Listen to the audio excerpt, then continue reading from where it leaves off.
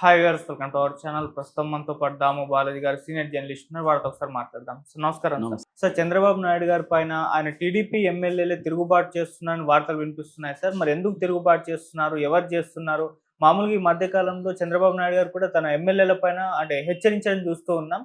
So ఎందుకు ఎమ్మెల్యేలకు ఆయనకు మధ్య మన గ్యాప్ ఏమన్నా వచ్చిందంటారా సార్? మీరేం చెప్తారు దీనికి సంబంధించి? చంద్రబాబు మీద ఎమ్మెల్యేలు తిరుగుబాటు అనే ఒక వార్త వైరల్ అవుతుంది. ఇది నిజానికి వైసీపీ వాళ్ళు ప్రచారం చేస్తుండొచ్చు.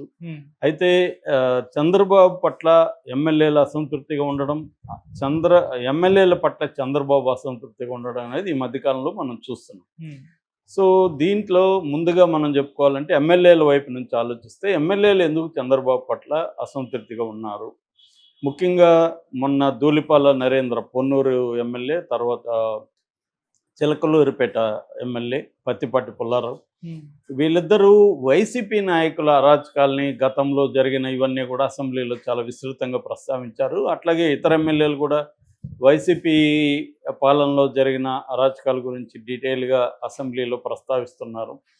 అయితే వీళ్ళు ప్రస్తావిస్తున్న దానికి స్పందనగా వాళ్ళ మీద కేసులు పెట్టట్లేదనేది ప్రధానంగా ఎమ్మెల్యేలకి చంద్రబాబు ప్రభుత్వం పట్ల ఉన్న అసంతృప్తి.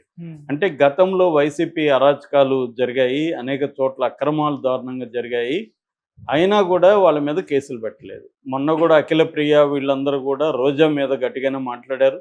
కానీ ఇప్పటి వరకు రోజా అరెస్ట్ అని రోజు పేపర్లో వార్తలు రావడం తప్ప రోజాని సీరియస్గా తీసుకొని రోజా మీద కేసులు పెట్టడం అనేది జరగట్లేదు. అది నెంబర్ 1 కంప్లైంట్. అంటే గతంలో వైసీపీ అరాచకాలని ఈ ప్రభుత్వం సీరియస్గా పట్టించుకోవాలన్న స్థాయిలో పట్టించుకోవట్లేదు. ఆల్రెడీ 10 నెలల దగ్గరికి వచ్చేసింది ప్రభుత్వం ఏర్పడి. ఇప్పటి వరకు కూడా సీరియస్గా వైసీపీ నాయకులందరూ బయటే తిరుగుతున్నారు అనేది నెంబర్ 1. నెంబర్ 2 ఏంటంటే గత ప్రభుత్వంలో ఉన్న అధికారులు, వైసీపీకి కొమ్ముగాసిన అధికారులకి చంద్రబాబు ప్రభుత్వం చాలామందికి ఇప్పటికి కూడా పెద్దపీట వేసింది. వాళ్ళకి ఇంపార్టెన్స్ పోస్టులు ఇచ్చారు, ఐపీఎస్ కావచ్చు, ఐఏఎస్ అధికారులకు అనేది కూడా ఎమ్మెల్యేలకు ఉండే అసంతృప్తి. ఈ ఎమ్మెల్యేల కొత్తగా రాజకీయాలు అంటే ఎమ్మెల్యేలుగా అయ్యారు కొత్తగా, కానీ రాజకీయాలు కొత్త కాదు. వాళ్ళు ఎప్పటి నుంచో వివిధ దశల్లో పనిచేసుకుంటూ వస్తున్నారు. అంటే దాదాపు ఒక 10-15 సంవత్సరాలు రాజకీయాల్లో ఉంటున్నారు. వాళ్ళు ఎప్పుడు ఖర్చులు పెట్టడం తప్ప సంపాదించుకునేది లేదు పెద్ద స్థాయిలో. ఎందుకంటే అక్కడ ఎమ్మెల్యేలు, మిగతా నాయకులు సంపాదించుకుంటున్నారు, వీళ్ళు సంపాదించుకోవడానికి వీళ్ళకి ఇది లేదు. పైగా ఈ 5 ఏళ్ళుగా వీళ్ళకి ఏమీ లేదు. సో దీనివల్ల ఏమైందంటే వాళ్ళకి ఇదే ఫస్ట్, మళ్ళీ ఎమ్మెల్యే అవుతామో లేదో తెలియదు చాలామంది. అందుకని ఈ 5 ఏళ్లలో బీభత్సంగా సంపాదించుకోవాలి. ఏ ఊరికి పోయినా మనకి ఆ ఎమ్మెల్యే మీద అక్కడున్న తెలుగుదేశం వాళ్ళే కంప్లైంట్ ఇస్తుంది. నిన్న కూడా నేను నెల్లూరు జిల్లాకి వెళ్ళాను. అక్కడ ఒక స్థానిక ఎమ్మెల్యే మీద నేను ఒక 10 నిమిషాలు కూడా ఆ ఊర్లోకి వెళ్ళి అక్కడ ఒక ఫామ్ హౌస్ లాంటిది ఉంటే అక్కడికి వెళ్ళగానే వాళ్ళు నాకు చెప్తున్నది ఏంటంటే, సార్ మీరు దారిలో వస్తా చూసారా, తైలం చెట్లు కొట్టేశారు అని చెప్పారు. అవును, ఇంతకుముందు ఎటుపక్క రోడ్డుకి 2 వైపులా తైలం చెట్లు కనబడేవి, ఇప్పుడు కనబడట్లేదే అనుకున్నాను నేను అన్న. అవన్నీ ఎమ్మెల్యే కొట్టేశాడు సార్, అవి నిజానికి కోర్టులో ఉన్నాయి అని చెప్తున్నారు. కోర్టు దీంట్లో డిస్ప్యూట్లో ఉన్నాయి అవి, వాటిని వీళ్ళు కొట్టేసి అమ్ముకున్నారు, దీని మీద ఇప్పుడు ఆందోళనలు జరుగుతున్నాయి. ఇది వాస్తవమే. ఎందుకంటే ఇక్కడే కాదు, ఎక్కడ ఏ ఊరికి పోయినా ఏదో ఒక పంచాయతీ మనకి చెప్తూనే ఉన్నారు ఎమ్మెల్యేల మీద. ఈ ముఖ్యంగా ఏంటంటే మటన్ కొట్టు దగ్గర నుంచి ఎవరిని వదిలిపెట్టలే. వాడు మనోడా తనోడా అనేది చూడట్లేదు. డబ్బులు ఎక్కడెక్కడ ఉన్నాయి, మనీ సోర్స్ ఏంటి, వనరులు ఎక్కడెక్కడ ఉన్నాయి, అది ఇసుక కావచ్చు, మద్యం కావచ్చు, గ్రావులు కావచ్చు, మైన్స్ కావచ్చు, ఇలాగా చెట్లో గిట్లో ఇంకోటి కావచ్చు. ఒక్కొక్క ఏరియాలో కొన్ని ఉంటాయి కదా, వాటి నెల్లూరులో ఎంత పెద్ద స్కామ్ జరిగిందో మనం రెగ్యులర్గా చూసాం. అట్లాగే కొన్ని చోట్ల ఏంటంటే వైసీపీ వాళ్ళతో కూడా కుమ్మక్కు అవుతున్నారు. ఎందుకంటే ఈ 5 ఏళ్లలో వైసీపీ వాళ్ళు వనరులను ఎలా కొల్లగొట్టాలి, వాటిని ఎట్లా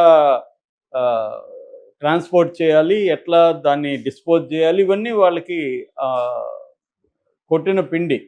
ఈ కొత్తగా ఎమ్మెల్యేలకి ఇవేవి లేవు. కాబట్టి వీళ్ళు వైసీపీ గతంలో ఉన్న ఎమ్మెల్యేలు కావచ్చు, నాయకులు ఏం చెప్తున్నారు, అరే బాబు నువ్వు సైలెంట్గా ఉండు, మొత్తం నేనే చేస్తా, నీ వాటా నీకు ఇస్తా అని చెప్తున్నారు. వీళ్ళు కూడా మంచిదే కదా, మనకి శ్రమ తగ్గుతుంది, మనం పోయి ఇప్పుడు మళ్ళీ అవన్నీ కొత్తగా మొదలు పెట్టాలి, వీడు అన్నీ తెలుసు కాబట్టి మన వాటా మనకిస్తాడు, పోయేదేముంది, ఏ పార్టీ అయితే మనకు కావాల్సింది లెక్క అన్న పద్ధతిలో వీళ్ళు ఫిక్స్ అయిపోయారు. సో ఇప్పుడు చంద్రబాబు ఏం చేస్తున్నాడు, దీనివల్ల ఆయనకి తెలుగుదేశం మీడియానే దీన్ని విపరీతంగా, ఆంధ్రజ్యోతి, ఈనాడు తీవ్రంగా దీన్ని ఫోకస్ చేస్తున్నారు. అది తలనొప్పిగా మారిపోయింది చంద్రబాబు. సోషల్ మీడియా కూడా కార్యకర్తలను పట్టించుకోవట్లేదు, కానీ ఎమ్మెల్యేలు భయంకరంగా తినేస్తున్నారు, మాకేం పనులు జరగట్లేదు, మా సమస్యలు ఏమీ తీర్చట్లేదని కార్యకర్తలు కూడా సోషల్ మీడియాలో విపరీతంగా పోస్టులు పెడుతున్నారు.